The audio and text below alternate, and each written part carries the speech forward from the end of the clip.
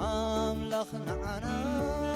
عقوب حايلنيو أملاخ نعنا هيوت تسفانيو أملاخ نعنا سلام حاقسنيو أملاخ نعنا عبي برختيو أملاخنا من الله زودادرو أملاخنا من الله زمساسلو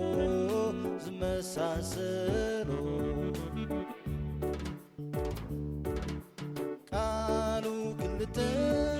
زافو سيفيو قالوا بزا معر ودرائيو قالوا كل جزي سروي قالاتيو قالوا نعنا عبي مصنانعيو أملاخنا من الله زودادرو أملاخنا من الله زمساسلو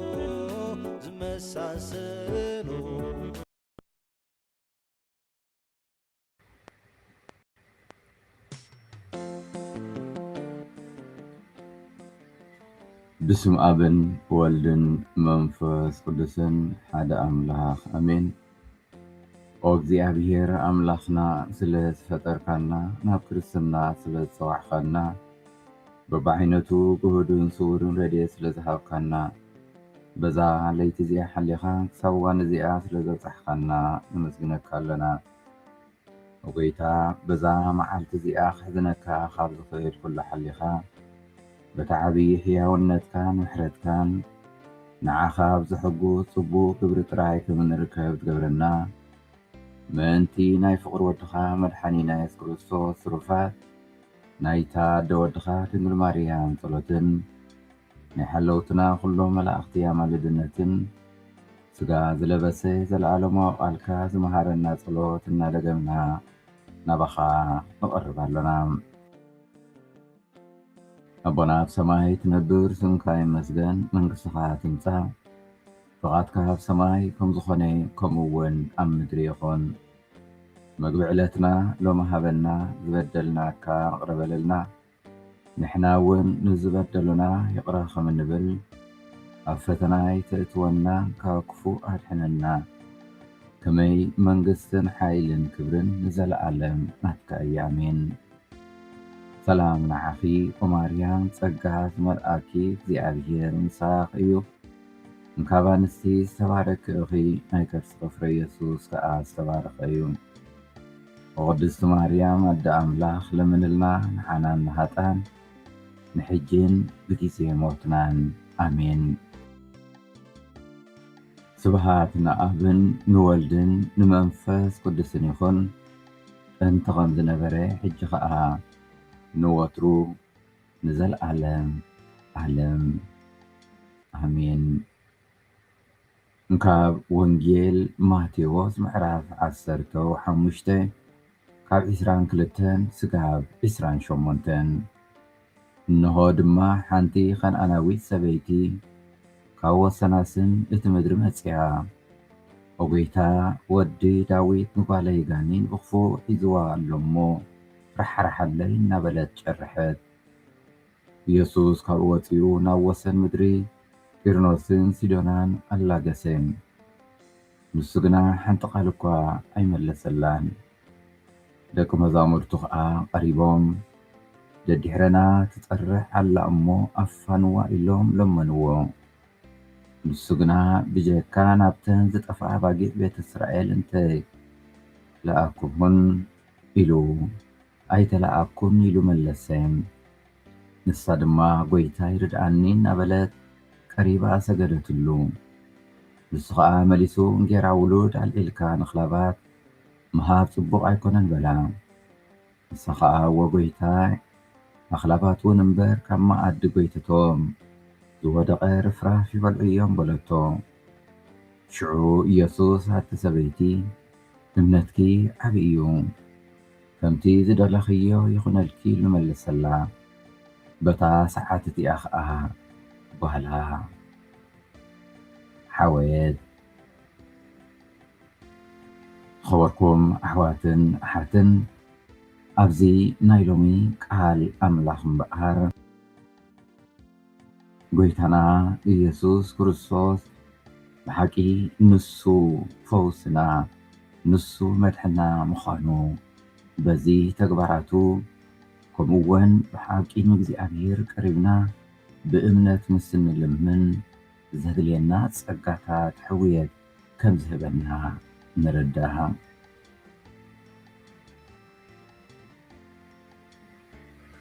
نسها يبلنا أبزي نايلومي قال ونجيل وطعتنيا ويكاب عليك إبراويان زي كونت زي أمانيت كان أناوي تابد نبرت ولا قابة جيزيتي بحقيز تقل كلن تنبرين كريستوس بيتانا امنتاريو كقدة سلان كقبلان كسمعان نرئيم مجمرتا أوكان تزيت ليه إتا كان أوي سبيتي تسفى بزي مقرات سلا زحاتتاتن زلمنتن امنتا سلا زقلتاتن زليتو تركب نعساب نتي لمنخو وهابكم دلوي خطرخ بيخم معطو كحكحو قرحا والكميو زبل قال أملاخ أبزا كان أنا ويتاد إزيا كفتسان نريهم كريستوس مبقار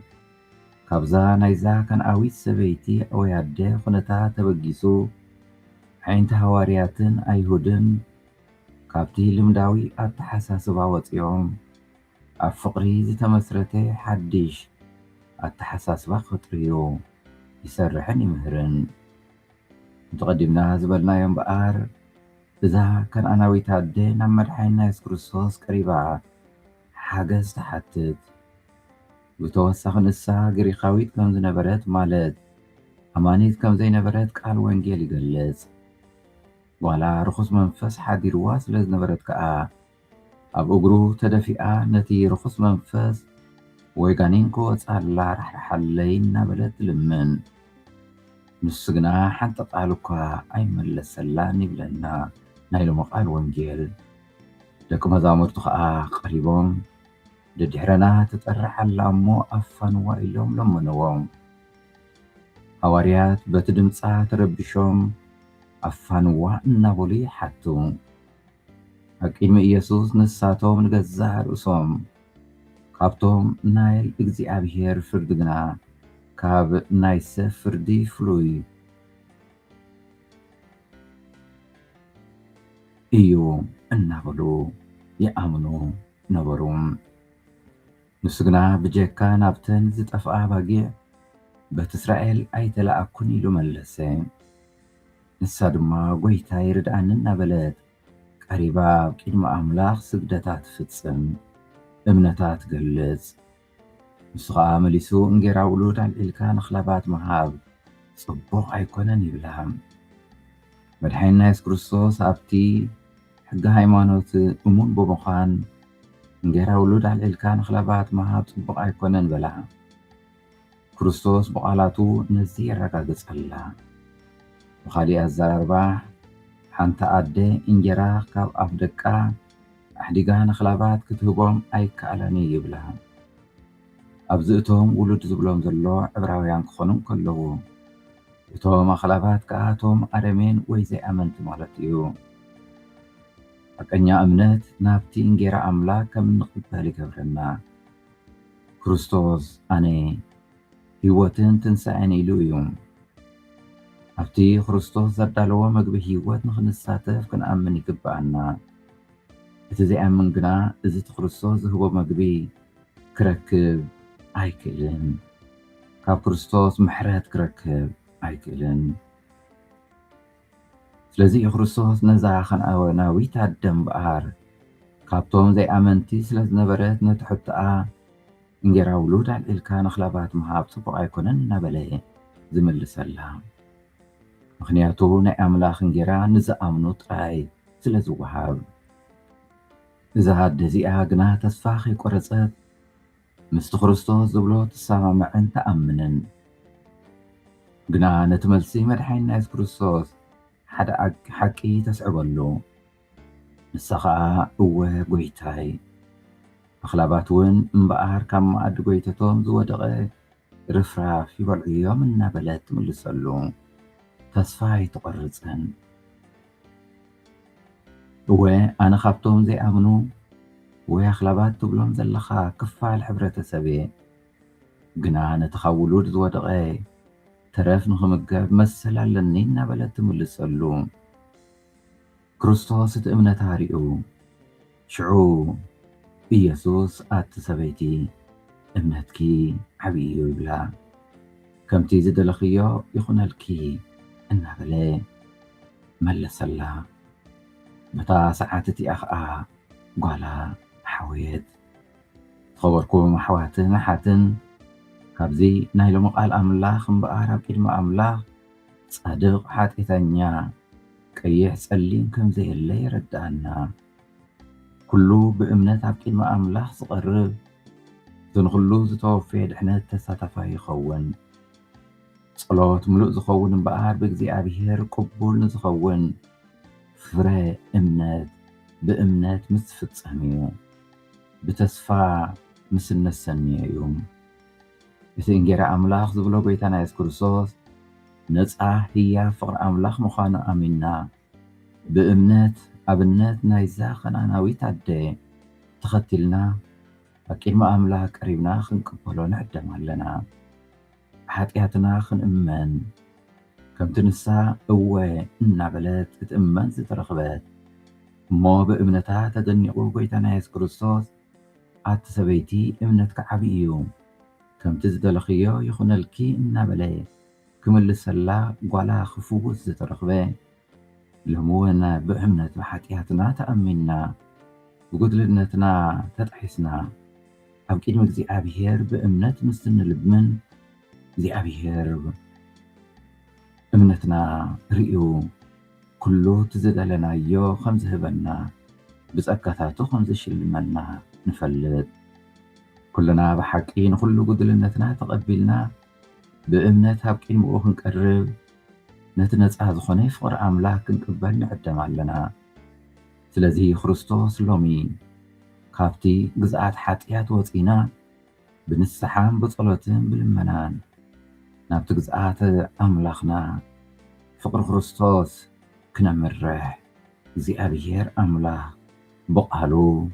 ይዕድመና ኣሎም ከነምልኾ ዝፈጠረና እግዚኣብሔር ምስጋና ይኹን ኣዴናን መድሓኒትናን ንዝኾነት ድንግል ማርያም ወላዲት ኣምላኽ ምስጋና ይኹን ዝጸድሕነትናን ሓይልናን ፀግዕናን ንዝኾነ መስቀል ክርስቶስ ምስጋና ይኹን እግዚኣብሔር ኣምላኽና ናይ ንግሆ ጸሎትና ክንሕያው መስዋዕቲ ተቐበለልና ኣብ ኩሉ ጉዕዞናን ስራሕናን ኣሰንየና ሰናይ ዝኾነ ተግባራት ጥራይ እናፈጸምና ከም እንውዕል ግበረና ዝተባረኸን ዝተቐደሰን መዓልቲ ግበረልና ኣማለድነት ኩሎም ቅዱሳን እኖና ቅድስት ድንግል ማርያም ኣይፈለየና ሰላም ንዓኺ ኦ ማርያም ጸጋ ዝመልአኪ እግዚኣብሔር ምሳኺ እዩ እንካብ ኣንስቲ ዝተባረኪ ኢኺ ናይ ከርስኺ ፍረ ኢየሱስ ከዓ ዝተባረኸ እዩ ኦ ቅድስቲ ማርያም ኣደ ኣምላኽ ለምንልና ንዓናን ንሃጣን ንሕጅን ብጊዜ ሞትናን ኣሜን ስብሃት ንኣብን ንወልድን ንመንፈስ ቅዱስን ይኹን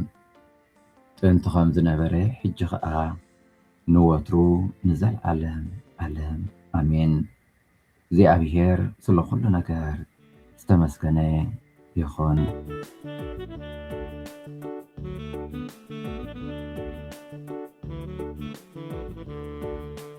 ኣምላኽ ንዓና ዕቆብን ሓይልን እዩ ኣምላኽ ንዓና ህይወትን ተስፋን እዩ ኣምላኽ ንዓና ሰላምን ሓጎስን እዩ ኣምላኽ ንዓና ዓብዪ በረኸት እዩ ኣምላኽና መን ኣሎ ዝወዳደሮ ንኣምላኽና መን ኣሎ ዝመሳሰሎ ዝመሳሰሎ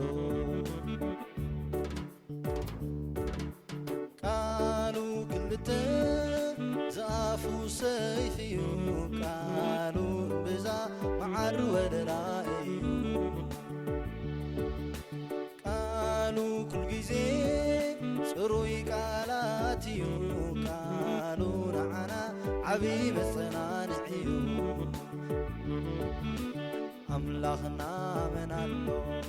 ዝወዳደሮ ንኣምላኽና መን ኣሎ ዝመሳሰሎ ዝመሳሰሎ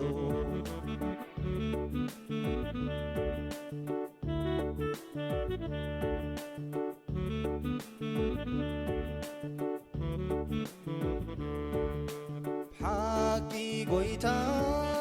ንዓና ደሊኻ ንዓና ንሓጣን ክጽውዕ መጺካ ክንደይ የፍቅር እቲ ልብኻ ከምዚ ዝበለ ዓብይ ኣምላኽ ኢኻ ኣምላኽና መን ኣሎ ዝወዳደሮ ንኣምላኽና መን ኣሎ ዝመሳሰሎ ዝመሳሰሎ ብምሕረትካ ወትሩ ተኸልለና ብጸጋኻ ወትሩ ተዕብየና ከመይ ኢሉዩ እዚ ኮይኑላ ተቐበሊኻ ናይ ደቅኻ ምስጋና ኣምላኽና መን ኣሎ ዝወዳደሮ ንኣምላኽና